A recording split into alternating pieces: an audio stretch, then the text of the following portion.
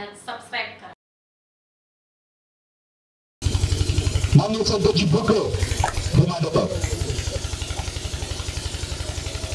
आज येथे च्या प्रचाराबद्दल येथे कार्यकर्त्यांचा मनोमिलन मेळावा, या कार्यक्रमाला उपस्थित बहुजन विकास आघाडीचे सर्व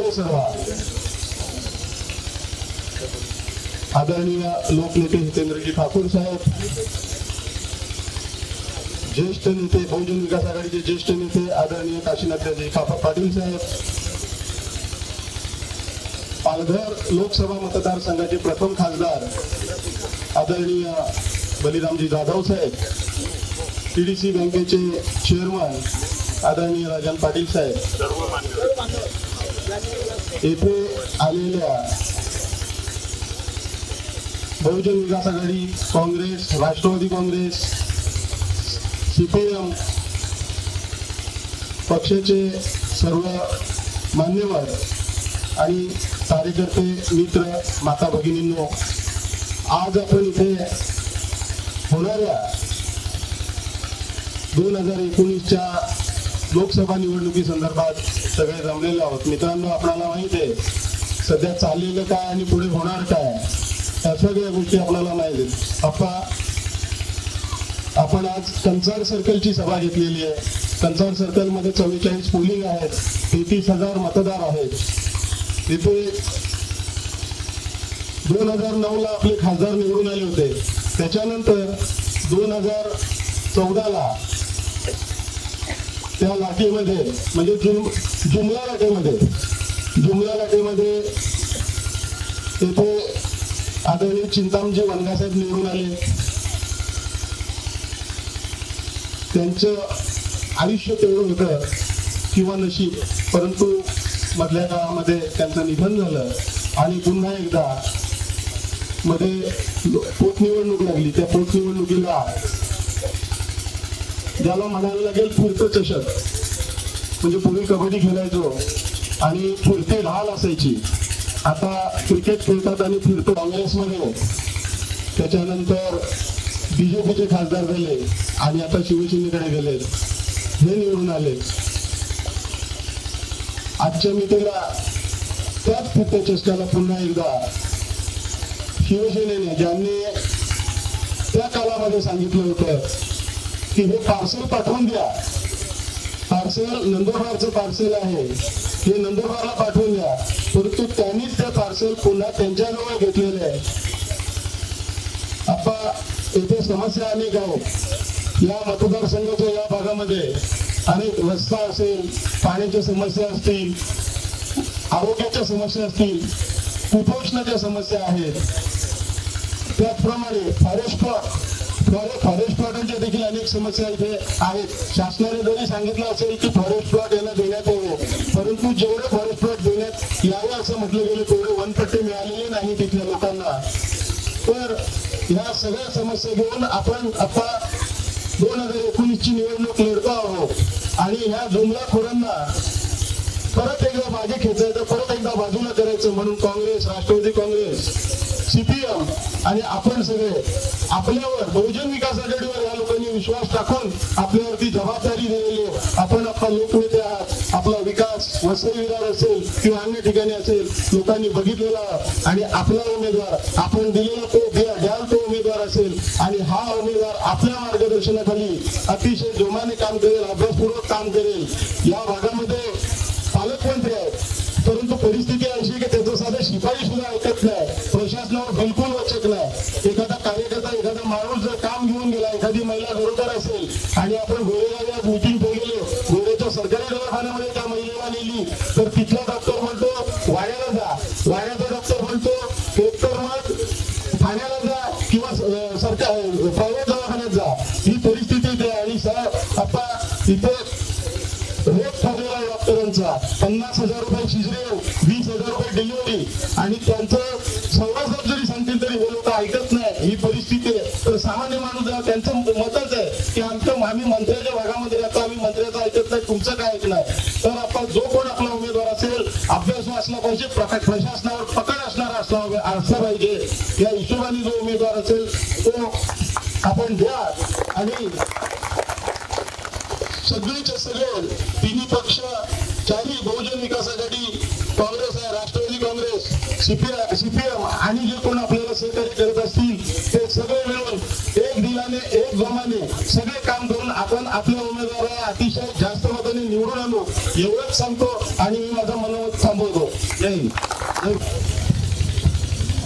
आजच्या लोकसभा निवडणुकीच्या निमित्ताने कंत्राट सर्कलच्या कार्यक्रमासाठी उपस्थित राहिलेले आपले आवडते आप्पा आणि स्टेजवर जमलेले सर्व मान्यवर आणि या परिसरातले जमलेले सर्व कार्यकर्ते मंडळी, खरोखर आता 19ची लोकसभा जाहीर झालेले आणि आपण सर्व मित्रपक्ष एकत्र येऊन ही लोकसभा निवडीत आहे. आदरणीय शरद पवार आणि या सर्व मंडळी एकत्र येऊन या महाराष्ट्राच्या या देशाच्या भल्यासाठी चांगल्या प्रकारे हा निर्णय झालेले आहे. आता आपण या देशाची लाट बघतो. या बीजेपीच्या सरकारने आपला किती वाटावर लावलेले, गोरगरिबांची जनतेला किती सत्यानाश लागलेले, नोकरीच्या बेकारी किती झालेले, हे सगळे अनुभवली.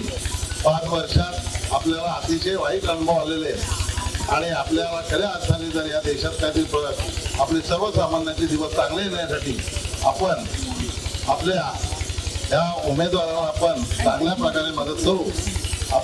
आम्ही जसे भिवंडी मतदारसंघातले असलो तरी या तालुक्यातल्या ह्या भागामध्ये आमचे भरपूर नातेवाईक आहेत आणि आजची उपस्थिती बघता कंत्राट सर्कलला या वेळेला चांगला प्रतिसाद मिळेल. या मंडळी आप्पाजींना आमचे फार जुने संबंध आहेत. आप्पा त्यावेळेस योगचे अध्यक्ष होते, तेव्हा सुद्धा मी वाढत चालतो योगचे अध्यक्ष होते. आप्पा मला योग अध्यक्षच आजपर्यंत सांगतात. तर आप्पाजी आमचे आणि आपण वसई विरार इथे जवळ आहे. त्या घेतल्यानंतर आपल्याला अतिशय अभिमान वाटतो. एवढी मोठी शहर आपांच्या नेतृत्वाखाली आपण जवळच आहे. तिथे उपनगर किती लोकसंख्या दान झाले, पण आपांचं सुंदर नियोजन आहे. एसटी महामंडळ सारखा महामंडळ तोट्यात असताना सुद्धा आपांनी महानगरपालिकेत एक महामंडळ स्थापन करून इव्हन आपल्या तालुक्यात सुद्धा चांगल्या प्रकारे सेवा द्यायला लागलेली आहे. अंबाडीपर्यंत वसई विरारपासून रोज बस 10 मिनिटाला येतात.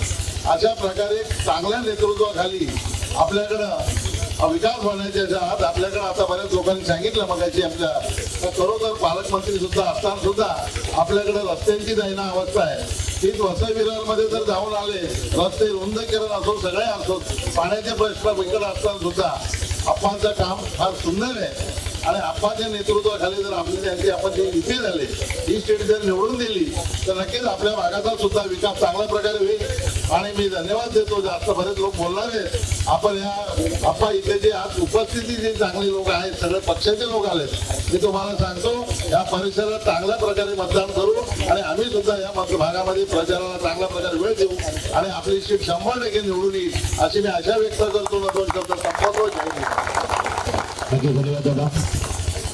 त्यानंतर पुढील मनोगत व्यक्त करण्याची विनंती करतो माननीय शांतीदेव पाटील मॅडम यांनी आपलं मनोगत व्यक्त करावं.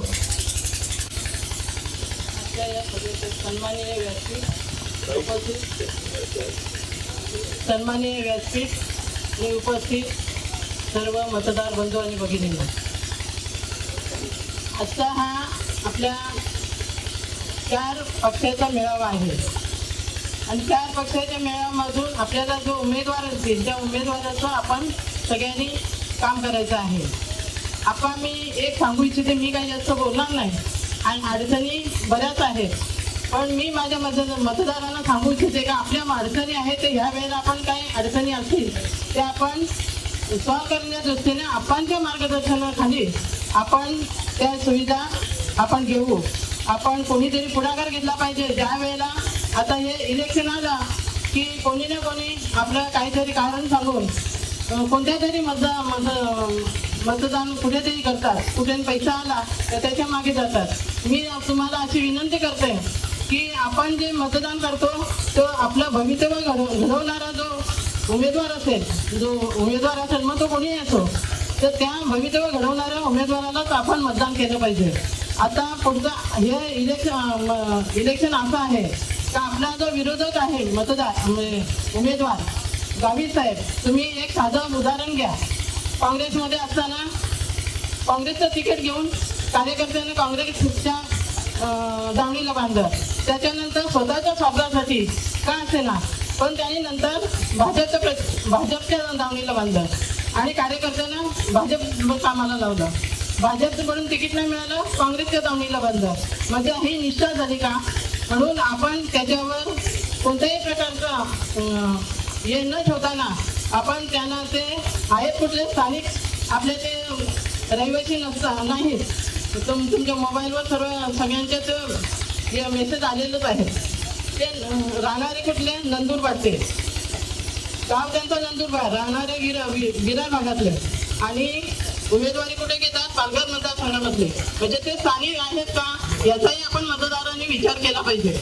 आपले स्थानिक उमेदवार आपल्या दहाच उमेदवार देतील, आपण जो उमेदवार देतील मग तो कोणी येतं त्याचं डोळे दाखवून आपण सर्वांनी मतदान केलं पाहिजे. भगिनींना सुद्धा मी अशी विनंती करेन की आपण कोणत्याही याचा पक्षाच्या झेंड्याकडे न जाताना सिटीचा प्रचार आपण केला पाहिजे. तर आपल्या ज्या काही अडचणी असतील या भागाच्या असतील तर आपण सर्व कार्यकर्त्यांनी एकत्र बसून त्या सोडवलं पाहिजे. आणि सोडवित असताना आता यांनी उदाहरण दिलं की आपल्या भाजपमध्ये असताना ते अधिकारी ऐकत नाही. ही कुठली न्याय झाला का? मी आपणच्या मार्गदर्शन माझा विश्वास आहे, त्यांनी मला अनेक वेळा मदत केलेली आहे आणि त्यांच्या मार्गदर्शनाखाली आपण विकास योजना राबवणार आहोत. तो कोणताही संकोच न करताना मतदारांना मी अशी विनंती करेन का आपलं तरुण युवकांनी आधी पुढे आलं पाहिजे, महिलांनी पुढे आलं पाहिजे. मग आम्ही असं मतदान ज्या दिवशी इलेक्शन असतं त्या दिवशी आमच्या आयुष्यभर आम्ही त्यांच्या अडचणी सोडवतो, पण ज्या दिवशी इलेक्शन येतं ना त्या दिवशी कुठेतरी आम्हाला वाऱ्यावर सोडतात. मग आम्हाला काय देता का? मग आम्ही मतदान करायला 50 ते 100 रुपये घेऊन तुम्हाला काय पुरणार आहेत का?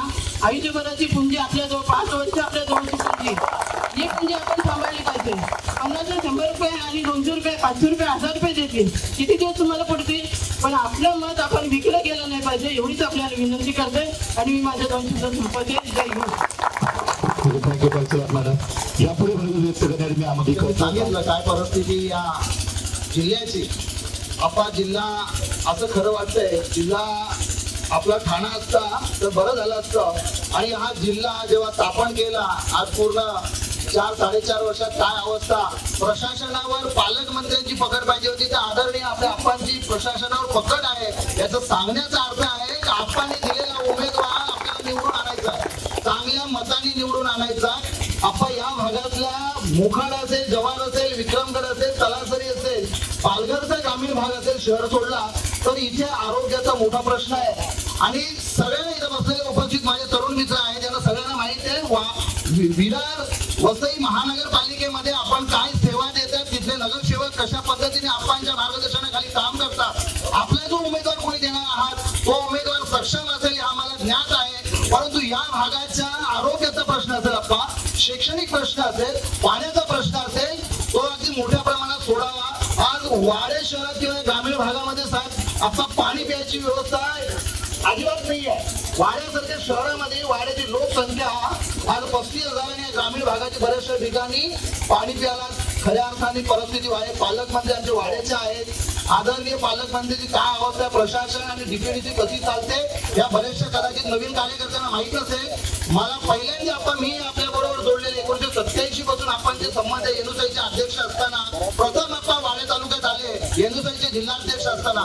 तदनंतर आम्ही आपणच्या बरोबर येनुसाई मधून जोडलो काँग्रेसला आणि आजपर्यंत आपणच्या बरोबर जोडलेल्या. मधल्या काळात थोडंसं सांगायचं, मी 4 उमेदवार होतो. आपणचा त्या दिवशी वाढदिवस होता 3 तारखेचा ऑक्टोबरचा. आपण सकाळी 8:30ला भेटलो आणि मला माहित नव्हते पण त्याच दिवशी सांगितलं आप्पा इथे सभा आहे, तू काही काळजी करू नको. आणि आप्पा ती सभा मला आठवते. आदरणीय गोविंदा माजी खासदार त्यावेळी तिथली जी सभा झाली होती ती आठवते. आणि हे उपकार फेडण्यासाठी आणि या 10 वर्षातला इथला राजकीय खेळ जो चालला आप्पा इतर लोकांचा तो फेडण्यासाठी आपण सगळ्यांनी तन मन धनाने आप्पा जो उमेदवार देतील त्याला चांगल्या मताने निवडून आणायचं आणि आपल्या भागाचा विकास आपणच्या माध्यमातून आम्ही अगदी आग्रहाची विनंती करतोय सगळ्या तरुण मित्रांच्या आणि आमच्या भगिनींच्या वतीनं आणि व्यासपीठाच्या वतीनं. जसं आपण वसईच्या खालोखाल आम्ही या वाडा असेल, विक्रमगड असेल, मोखाड असेल या सगळ्या लोकांना आपण आपल्याकडे आशेने बघतात. आणि ह्याचा आरोग्याचा प्रश्न एक तुम्हीच आहे आशा या पालघर जिल्ह्यामध्ये. या महाआघाडीची सत्ता भविष्याचं हे वर्षही निवडणुकीचं आहे आणि महाआघाडीची सत्ता या पालघर जिल्ह्यात जर असली आपल्या मार्गदर्शनाखाली बसली. जिल्हा परिषद असेल उद्याची वाड्याची पंचायत समिती असेल, वसईची पंचायत समिती आपण राखता, पण इतरही पंचायत समिती या विकासाला कुठं अडचण येणार नाही. आणि येणारं सरकार पण हे महाआघाडीचं असेल केंद्रातलं, याच्यातही आम्हाला कुठं अडचण वाटत नाही. बीजेपीने कितीही त्रास देण्याचा प्रयत्न केला आणि आम्ही पोटनिवडणूक आपण बघितली किती त्रास झाला. आणि कदाचित इथे येणारे नेते त्रास देण्याची भूमिका असेल त्यावेळेस आपला फक्त आशीर्वाद असायला पाहिजे. आम्ही रात्री बेरात्री इथे काम करायला तयार, फक्त आपला आशीर्वाद पाहिजे. आम्हाला काही आपल्याकडनं अपेक्षा नाही. आम्ही जोमाने काम करतो. आपल्या सगळ्यांच्या वतीने आपण आश्वासित करतो की बहुमताने आपण 43 पोलिंग आहे. कोणीतरी म्हणजे उल्लेख केला की 44 पोलिंग आहे, 2 पोलिंग वाढलेली आहे. प्रत्येक पोलिंगचा अभ्यास आहे आणि प्रत्येक पोलिंगवर आपण आघाडीवर असतो एवढी मला खात्री आहे. याच्यावरती कुठे मला शंका नाही. पण आपण सगळ्यांनी अगदी विश्वासाने काम केलं पाहिजे. कोणतरी येतील तुमच्याकडं 1500 रुपये, कुठे 1500ला बळी पडू नका. पुढचं भविष्य बघा.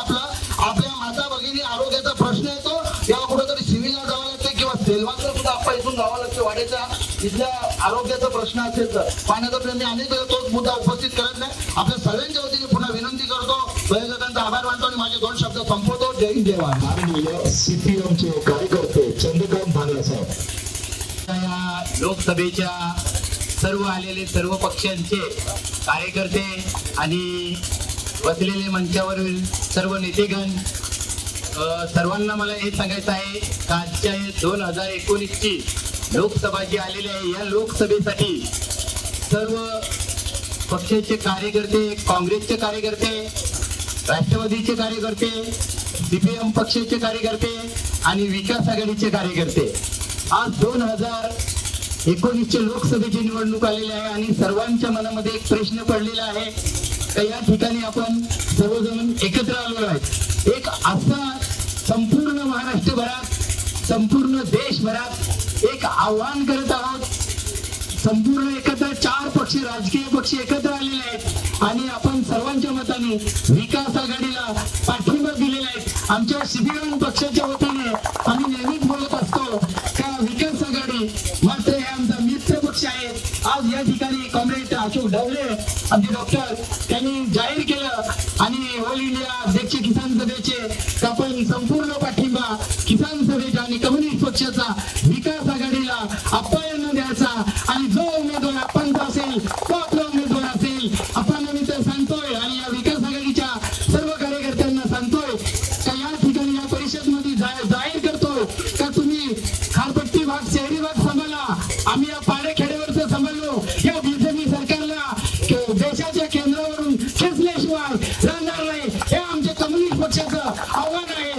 33,000 मतदान या कंथार सरकारमधून जर सर्व कार्यकर्ते राष्ट्रवादीचे, काँग्रेसचे आणि सीपीएमचे आणि विकास आघाडीचे धडाडून या मैदानावर उतरले तर एक मत असेल त्या विकास आघाडीलाच मतदान असेल. मात्र तुम्ही या ठिकाणी कमी पडले तर त्या विकास आघाडीचा कमीपणा नसेल, तो मात्र सीपीएमचा पण कमीपणा असेल, किसान सभेचा कमीपणा असेल, काँग्रेस पक्षाचा कमीपणा असेल, राष्ट्रवादीचा पण कमीपणा असेल. जोरदार लढाई झाली पाहिजे. एका बाजूने बीजेपी आहे, शिवसेना आहे, त्यांची सुद्धा युती आहे. कधी पण कुठल्याही पक्षाला कमजोर समजू नये आणि आपण या ठिकाणी सर्व जमलेलो आहोत. मात्र मला ठाम सांगायचं आमच्या कम्युनिस्ट पक्षाकडे आज आम्ही या ठिकाणी आपण विकास आघाडीला पाठिंबा दिला ते सांगतो का गेल्या महिन्यामध्ये जानेवारी फेब्रुवारी मध्ये 13 फेब्रुवारीला या देशाच्या सुप्रीम कोर्टाने असा निकाल दिलेला आहे का संपूर्ण आमच्या आदिवासी लोकांसाठी आणि सर्व आदिवासी आमच्या कॉम्रेडांसाठी जो वनाचा कायदा केला होता तो मात्र काँग्रेस पक्षाच्या वतीने 2005 साली आम्ही काँग्रेसला पाठिंबा दिला होता केंद्रामध्ये. तेव्हा 10 एकर जमिनीचा कायदा झाला होता. मात्र या मोदी सरकारने येत्या काळामध्ये निवडून आला कुठे आणि आमच्या गोरगरीब जनतेचा जो कष्टाचा आणि पोटापाण्याचा प्रश्न होता तो 10 एकर जमिनीचा त्यांनी घालवलेला आहे. मात्र आता असं आहे केंद्र सरकारचं आणि भाजप सरकारचं आव्हान आहे का तुम्हाला यांना 10 एकर जमीन अजिबातच मिळणार नाही. एका बाजून 10 एकर जमीन मिळणार नाही, एका बाजूने आपल्या महाराष्ट्रामध्ये पूर्ण देशभरामध्ये शेतकऱ्यांना कर्ज मिळणार नाही, शेतकऱ्यांना औषधं बियाणं मिळणार नाही, शेतकऱ्यांना बियाणं मिळणार नाही. अरे बाबांनो, मग शेतकऱ्यांची वराणी करायचं काय? एका बाजूने नोकरभरती बंद, नोकरी मिळणार नाही, एका बाजूने रोजगार मिळणार नाही, मात्र करायचं तरी काय असा प्रश्न युवकांच्या मनामध्ये पडलेला आहे. युवक तळमळत आहेत, युवक विचार करत आहेत का शिक्षण घेऊन करायचं तरी काय हा प्रश्न पडलेला आहे. शेतकरीच्या शेतीमालाला भाव नाही, शेतकऱ्याला कर्जमाफी नाही. एका बाजूने लिखापटी करून देणार, लिहून देणार आम्ही तुम्हाला कर्ज माफ करू, दुसऱ्या बाजूने मात्र देवेंद्र फडणवीस फसवी धोरणात येत आहेत. आणि मात्र त्यांनी आता ओळखून हवं, सर्व पाण्याखेडचे, गावाचे, शहरी भागातले सर्व मतदार हुशार झालेले आहेत. अरे बाबा, तुमचे पैसे तुमच्या खिशात ठेवा, हे आम्ही पण बाजूला आहे, तुमचे पैसे तुमच्यामध्ये ठेवा. या इलेक्शन मध्ये आमच्या कन्सर्न सर्कलमध्ये या आणि तुमचं कसं प्रचार करता आणि कसे मतदान घेताय ते आम्ही सुद्धा बघूया. होऊन जाऊ दे या लढाई, हा आमच्या फार होऊन जाऊ दे. एवढंच बोलून मी माझे 2 शब्द संपवतो आणि विकास आघाडीला पाठिंबा विधानसभेच्या वतीने आणि कम्युनिस्ट पक्षाच्या वतीने जाहीर करतो. आम्ही धडाडून आमचे दिव्यांचे मतदान असेल ते संपूर्ण आम्ही उतरवण्याचा प्रयत्न करणार, रात्र दिवस मेहनत करणार. एवढंच बोलून मी माझे 2 शब्द संपवतो. इन्कलाब जिंदाबाद.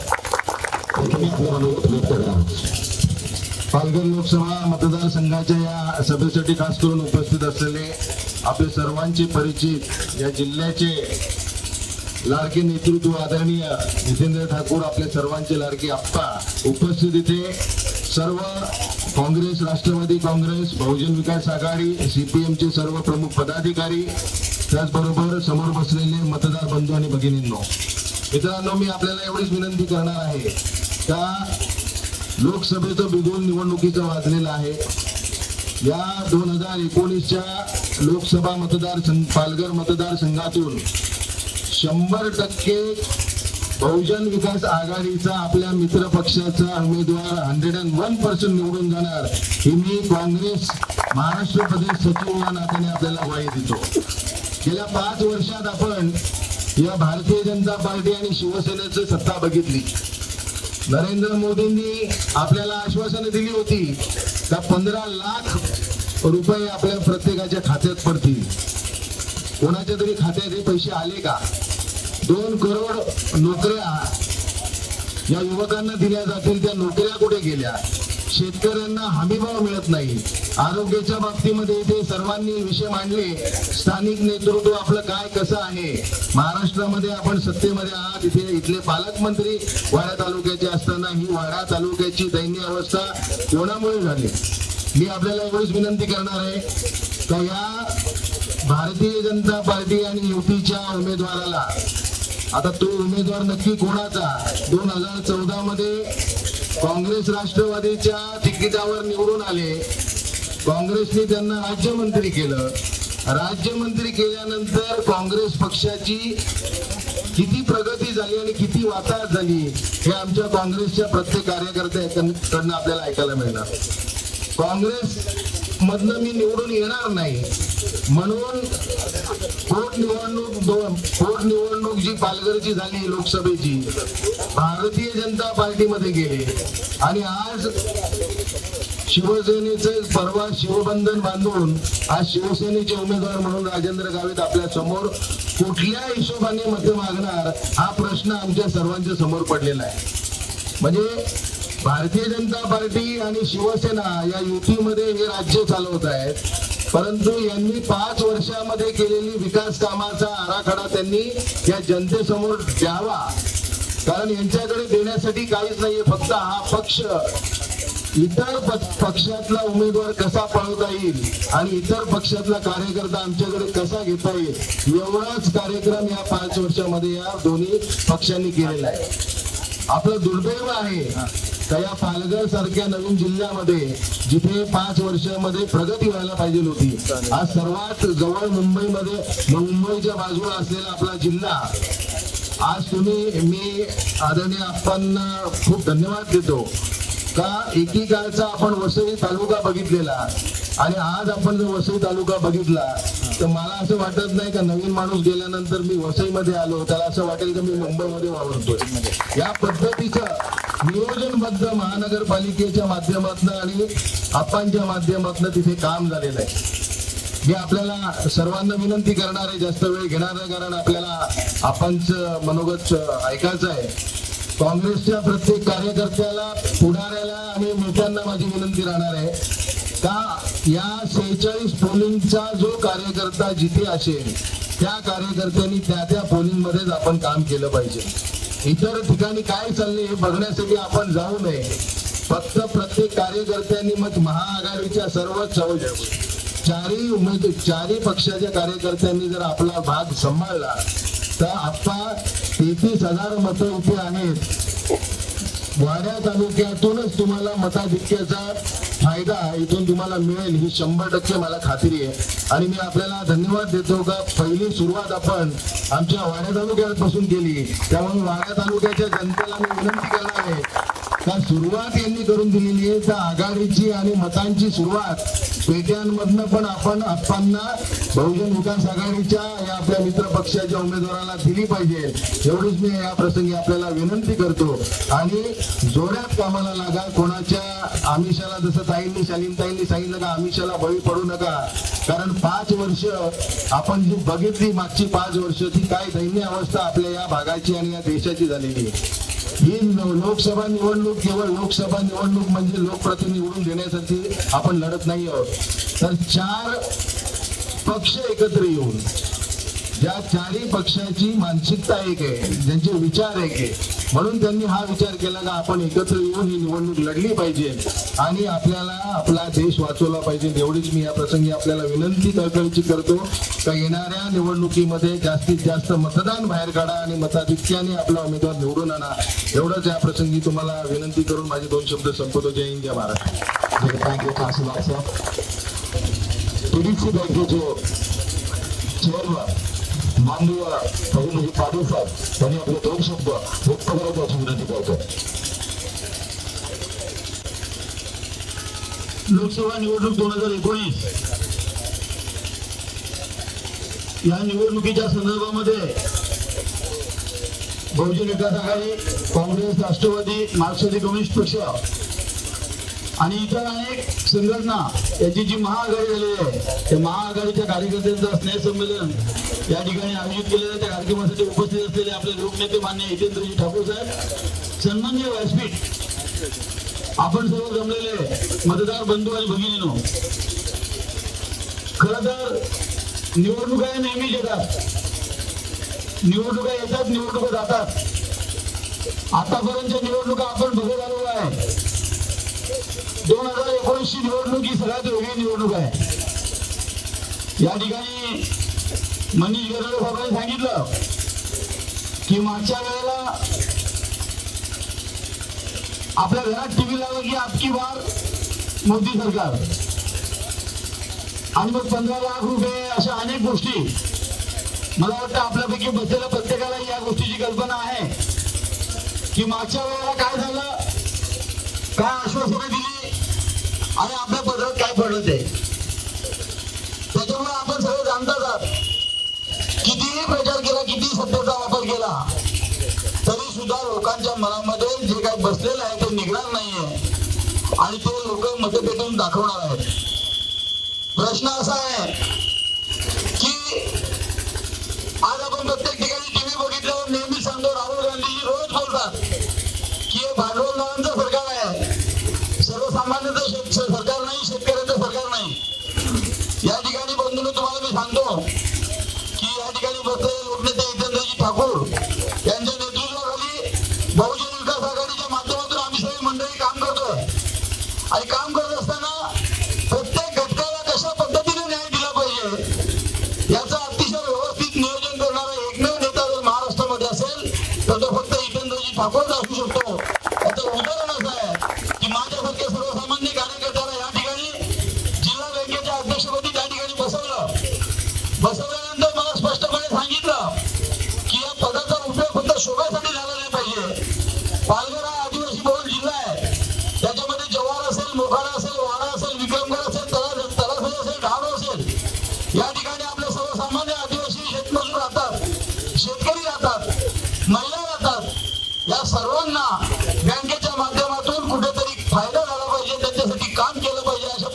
सूचना त्या ठिकाणी आम्हाला दिल्या गेल्या.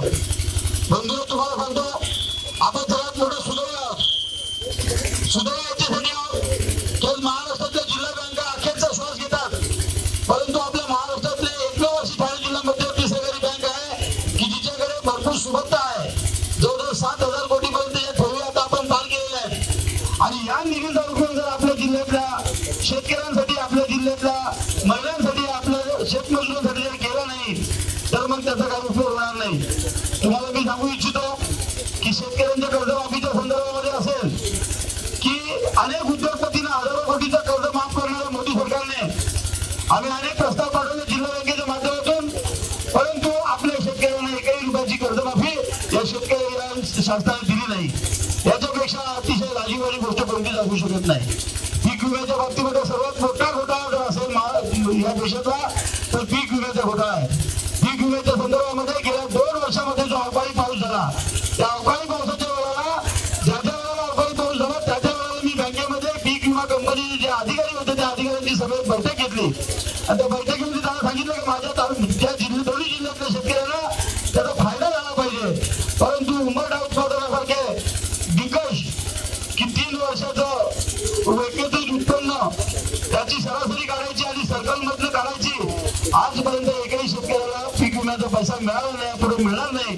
याचं कारण असं की पीक विम्याच्या पैशाच्या कंपन्या या दिल्लीतून ठरल्या जातात, ते सगळ्या मंत्र्यांच्या असतात, त्यांच्या कंपन्या ते आपल्यावर लादतात, आपल्या शेतकऱ्याकडनं हजारो रुपये जमा करतात, बळजबरी करतात, सक्ती करतात जिल्हा बँकेला की तुम्ही ज्याला कर्ज द्याल त्याच्याकडनं पीक विम्याचे पैसे कंपल्सरी काढून घेतले पाहिजे, नाहीतर जिल्हा बँकेवर कारवाई केली जाईल. अशा पद्धतीचा पैसा जमा करण्याचं काम या केंद्र सरकारने या पीक विम्याच्या माध्यमातून केलेलं आहे.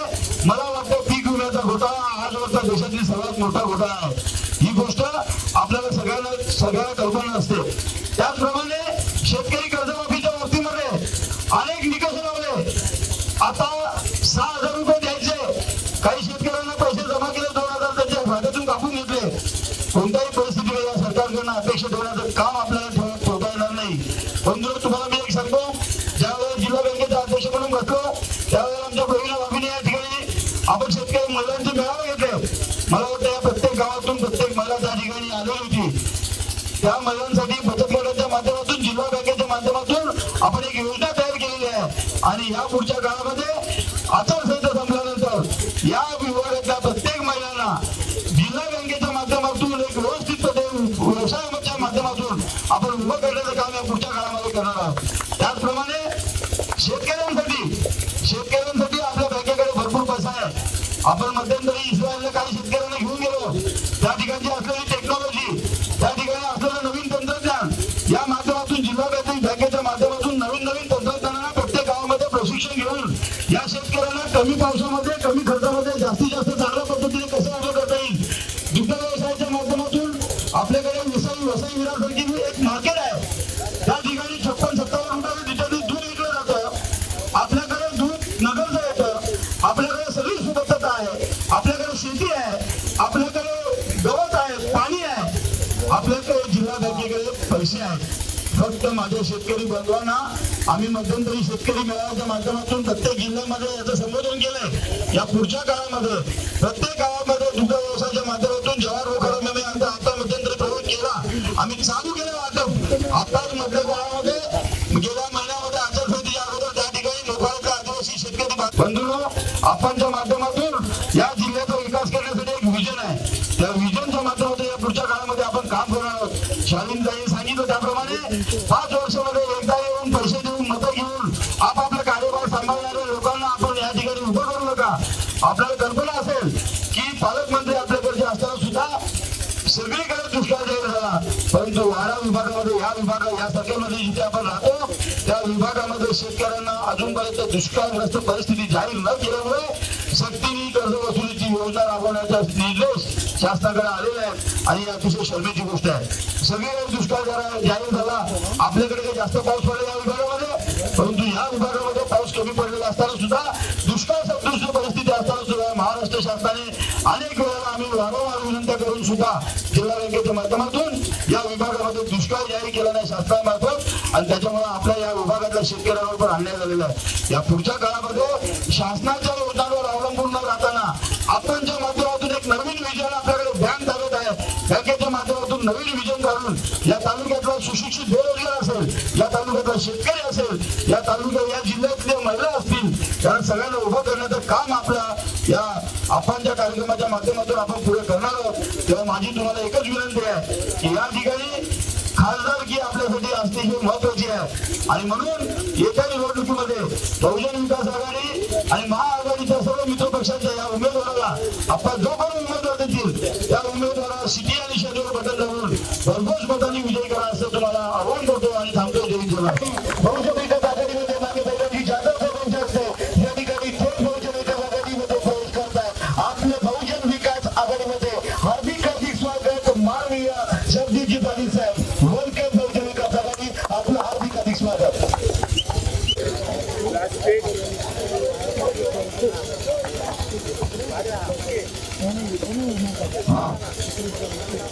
आदरणीय व्यासपीठ उपस्थित सर्व बहुजन विकास आघाडीच्या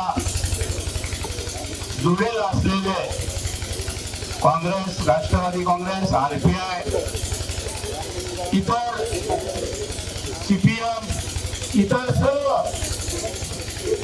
पक्ष जे जे आपल्या या आघाडीचे जोडलेले असतील सर्व उपस्थित बंधू भगिनी आणि पत्रकार मित्रांनो, त्या ठिकाणी बऱ्याचशा वक्त्यांनी सांगितलं की आपल्या आघाडीचा उमेदवार का निवडून दिला पाहिजे. मला या ठिकाणी सांगितलं पाहिजे की 2009 ते 2019 या 5 वर्षाच्या कालावधीमध्ये बहुजन विकास आघाडीच्या माध्यमातून मला या विभागाचं नेतृत्व करण्याची संधी आदरणीय लोकनेते आपा माझा आराध्य जितेंद्र गायकवाड यांच्या माध्यमातून मिळाली. त्यावेळेस या कंचाळ भागामध्ये काही मंडळी माझ्याकडे आली. त्यावेळेस काँग्रेस, राष्ट्रवादी काँग्रेस हे विरोधात होते, परंतु खासदार म्हणून निवडून आल्यानंतर पहिलं पत्र खानिवलीचे काँग्रेसचे सरपंच त्यावेळेस पुरे साहेब, सुशा साहेब यांच्या मी स्वतः घरी नेऊन दिलं. कारण त्यांना मी प्रचारामध्ये शब्द दिला होता की तुम्ही मला त्याच वेळेस शिंगला साहेब माझी त्यांच्या घरी ती भेट झाली होती आणि सांगितलं की आम्ही काँग्रेसच्या साहेब आम्ही तुम्हाला मतं देऊ शकत नाही, पण तुम्ही मला मतं तरी दिली नाही, पण एखादं काम सांगा. तर आमच्या दर्ग्याचं कब्रस्तानचं काम होतं आणि ते पहिलं पत्र कब्रस्तानला खानिवलीचं मी घेऊन दिलं. त्याच्यानंतर राष्ट्रवादी काँग्रेस पक्षाचे वाड्याचे सभापती माननीय मुखले साहेब माजी सभापती होते. त्यावेळेस ते माझ्याकडे आले आणि मला सांगितलं साहेब कुठल्याही परिस्थितीत मी राहतो त्या एरियामध्ये एक रस्ता पाहिजे आणि तो रस्ता जर तुम्ही पत्र दिलं तर तिथल्या आदिवासी भागाचा प्रश्न सुटेल. मी त्याला सांगितलं की 2 दिवसात तुम्ही या, मी पत्र टाईप करून ठेवतो. पत्र टाईप करून ठेवलं. 2 दिवसात मुगळे साहेब आले, पत्र हातात दिलं. मुगळे साहेब वाट बघत बसले. मुगळे साहेबांना चहा दिला, परत वाट बघत बसले. त्यांना असं वाटलं की टक्केवारी काहीतरी साहेब सांगतील. मुगळे साहेब म्हणजे काय कशाची नाही साहेब काहीतरी म्हणजे साहेब काहीतरी काहीच नाही, पहिला रस्ता. असं काम बहुजन विकास आघाडीच्या माध्यमातून त्यानंतर मी 5 वर्षामध्ये या फक्त कंचाळ सरकारमध्ये खासदार बनलं. आप्पाचा आदेश होता की वसई तालुक्यामध्ये 2.5 आमदार असताना एकही पैसा वसई तालुक्यात खर्च करायचा नाही. सगळा खासदार फंड हा जव्हार, मोखाडा, तलासरी जो आपला आदिवासी बहुल आहे किंवा ज्या ठिकाणी त्याची गरज आहे त्या ठिकाणी तो खर्च केला पाहिजे. त्याच्यात मी 2.25 करोड रुपये या कंचाळ सरकारमध्ये त्या 5 वर्षामध्ये निधी खर्च केलेला आहे. आता राहिला प्रश्न खासदारकीच्या काळामध्ये डहाणूची लोकल सुरू करण्याचं भाग्य तुमच्या सर्वांच्या कृपेने मला मिळालं. वसई विरार महानगरपालिकेमध्ये आता मगाशी सांगितलं जाऊबाईंनी की अंबाडीपर्यंत सेवा चांगली सुरू आहे. आपण मग सांगितलं तर आपणच्या माध्यमातून आमचे दुसरे दोन आमदार सतीश ठाकूर आणि आमदार विलास तरे यांनी अशी मागणी केलेली आहे की आता सरकारची जी विविध खाते फक्त MMRD कडे पैसा आहे आणि ती MMRDची हात संपूर्ण पालघर जिल्ह्यात व्हावी ही पहिली मागणी करणारे हे बहुजन विकास आघाडीचे 3 आमदार आहेत. कारण शेवटी पैशाशिवाय विकास होऊ शकत नाही. आता वेळा प्रश्न 5 वर्षामध्ये घरोघरी पाईप गॅस आणण्याचं मी काम प्रयोजन केलं आणि या 5 वर्षामध्ये त्याचा पाठपुरावा झाल्यामुळे रखडलं. परंतु आपल्या या 3 आमदारांनी आपण यांनी विलास तरे आणि सतीश ठाकूर यांनी प्रामाणिकपणे प्रयत्न केला आणि वसईमध्ये तयार होणारा गॅस हा देशाच्या सर्व कानाकोपऱ्यामध्ये म्हणजे दिल्लीला, UP, बिहारला, गुजरातला जातो आणि आता तो गुजरातवरून आपल्या पालघर जिल्ह्यामध्ये येतो. त्याचं काम अत्यंत जोरात चालू आहे आणि तो प्रत्येक घरोघरी गॅस देण्याचं काम आपल्या या आता युतीच्या आपल्या आघाडीच्या माध्यमातून होईल असं मला या ठिकाणी तुम्हाला सांगितलं पाहिजे.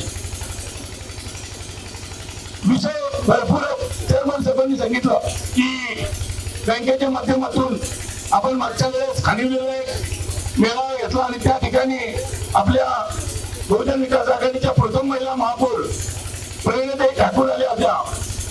त्यावेळेस देखील त्या ठिकाणी एक मागणी केली की या विभागामध्ये एक आरोग्य शिबिर महिलांसाठी व्हावं आणि त्याच वेळेस प्रवीणा भाभींनी उपस्थित असलेले जवळजवळ 3000 पेक्षा जास्त महिला होत्या आणि प्रवीणा भाभींनी त्यावेळेस तिथे आवाहन केलं की वसई विरार महापालिकेमध्ये या विभागातला कुठलीही महिला ती डिलिव्हरीसाठी असेल, काही आजारपणासाठी असेल, आल्यानंतर मोफत सुविधा देण्याचं काम वसई विरार महापालिकेच्या माध्यमातून चालू होईल आणि या ठिकाणी मला तुम्हाला आनंद वाटतो. या ठिकाणी माझ्या महिला भगिनी वसई विरार महापालिकेमध्ये कुठल्याही आरोग्य दवाखान्यात गेला तर तुम्हाला मोफत उपचार चालू केलेला आहे या ठिकाणी मला तुम्हाला सांगितलं पाहिजे.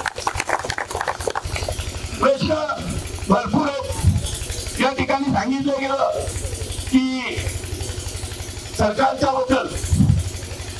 बद्दल म्हणण्यापेक्षा या ठिकाणी मध्ये आदिवासी बांधव या पालघर जिल्ह्यातील भरपूर सरकारने सांगितलं होतं का आम्ही दरवर्षी 2 कोटी नोकऱ्या देऊ. नोकऱ्या देण्याचं पालघर जिल्ह्यामध्ये प्रयोजन केलं परंतु नोकऱ्या दिल्या कोणाला? SD महामंडळामध्ये भरती झाली, आदिवासी आश्रम शाळेमध्ये भरती झाली, शिक्षकांची भरती झाली, सगळी भरती नंदुरबारची. एकही पालघर जिल्ह्यातला कॅन्डिडेट त्यांना मिळाला नाही. त्यावेळेस मी गावित साहेब राज्यमंत्री होते, स्वर्गवासी वंगा साहेब आणि आताचे आपले ते पालकमंत्री हे दोन्ही आमदार होते. त्यावेळेस मी सांगितलं की पालघर जिल्ह्यामध्ये आदिवासी कॅन्डिडेट जर मिळत नसतील मग ते ST असू दे, शिक्षक असू दे, ग्रामसेवक असू दे, तलाठी असू दे, जर आदिवासी शिक्षक मिळत नसतील, माणसं मिळत नसतील, कॅन्डिडेट मिळत नसतील तर पालघर जिल्ह्यातील बिगर आदिवासींना प्राधान्य दिलं पाहिजे ही मागणी माझी त्यावेळेस होती. आणि मी आज आपण विनंती करतो की आपण आपल्या 3 आमदारांच्या माध्यमातून पुढच्या काळामध्ये महाराष्ट्र सरकारला हे सांगा की पालघर जिल्ह्यामध्ये जर आदिवासी कॅन्डिडेट मिळाला नाही तर आमचा स्थानिक भूमिपुत्र तो आगरी असेल, कुणबी असेल, मुसलमान असेल, कुठल्या जाती धर्माचा असेल, बिगरवादी असेल तर बिगरवादी कॅन्डिडेटला पालघर जिल्ह्यामध्ये नोकरी मिळाली पाहिजे. आरक्षण काही असेल परंतु इथल्या भूमिपुत्रांनी जायचं कुठं? आदिवासी जिल्हा झाला बाकीच्या माणसांनी जायचं कुठं? तर त्यांना देखील या ठिकाणी न्याय मिळाला पाहिजे. त्या दृष्टिकोनातून आदरणीय आपण प्रयत्नित करावी. मी आपला जास्त वेळ घेणार नाही परंतु सर्वांना विनंती करतो की मागच्या 5 वर्ष 4.5 वर्षाच्या अगोदर या ठिकाणी माझ्या महिला भगिनी बसलेले गॅस किती रुपये होता? गॅस आमच्या आदिवासीनं फुकट दिले. गॅस दिले तर चुलीचा पत्ता नाही, चूल दिली तर गॅसचा पत्ता नाही. होते घरात आपली मातीची चूल ती फोडून टाकली आणि आता संसाराची वाट लावली तर तुम्ही तुम्ही अशा लोकांना मत देणार आहेत का? म्हणून मी माझ्या सर्व या ठिकाणी उपस्थित असलेल्या सर्व बहुजन विकास आघाडीच्या सहयोगी मित्र पक्षाला विनंती करतो, तर जो कोणी आपल्या पक्षाचा उमेदवार असेल त्याला 29 तारखेला दिल्लीला पाठवा अशी विनंती करतो आणि त्याचा घेतो. जय हिंद, जय महाराष्ट्र.